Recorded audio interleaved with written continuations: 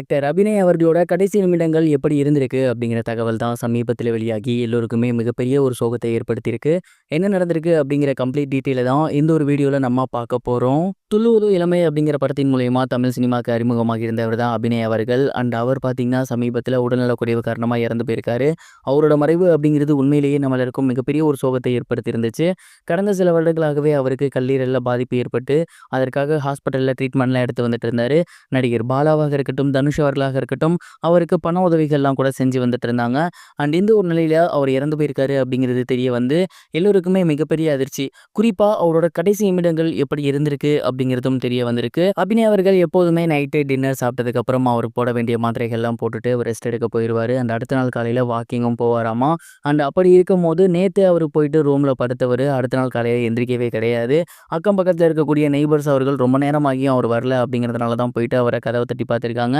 And அப்பா அவர் இறந்து போயிருந்திருக்காரு அப்படிங்கிற ஒரு தகவல் வந்து அவங்களுக்கு கிடைச்சிருக்கு. உடனடியாக காவல்துறைக்கு ஃபோன் பண்ணி சொல்லியிருக்காங்க. வந்து பார்த்து அவருக்கு என்ன நடந்திருக்கு அப்படிங்கிறது தெரிஞ்சுக்கிட்டாங்க. அண்ட் இந்த ஒரு விஷயம் தான் அவரோட இறுதி நிமிடமாக இருந்திருக்கு அப்படிங்கிறது தெரிய வந்திருக்கு.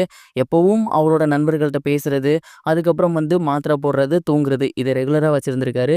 அதே மாதிரி தான் அவர் இறக்கிறதுக்கு முன்னாடியும் பண்ணிட்டு போய் படுத்திருந்திருக்காரு.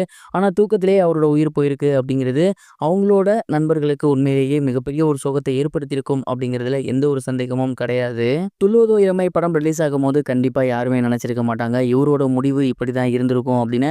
ஏன்னா அந்த படம் ரிலீஸ் ஆகும்போது தனுஷ் அவர்களோட இவருக்கு அதிக ஃபேன்ஸ் இருந்தாங்க, கேர்ள்ஸ் ஃபேன்ஸ் இருந்தாங்க. ஆள் பார்க்க ரொம்ப சூப்பராக மாடர்னாக இருப்பார். அப்படிப்பட்டவர் இப்போ எப்படி இருந்தார் அப்படிங்கிறத பார்க்கும்போதே நமக்கு தெரியும். அண்ட் எவ்வளவு மோசமான ஒரு நிலைக்கு அவர் போயிருந்தார் அப்படிங்கிறது தெரியும். அவரோட கடைசி காலகட்டம் நல்ல வேளை நிறைய பேர் வந்து உதவி பண்ணியிருந்தாங்க.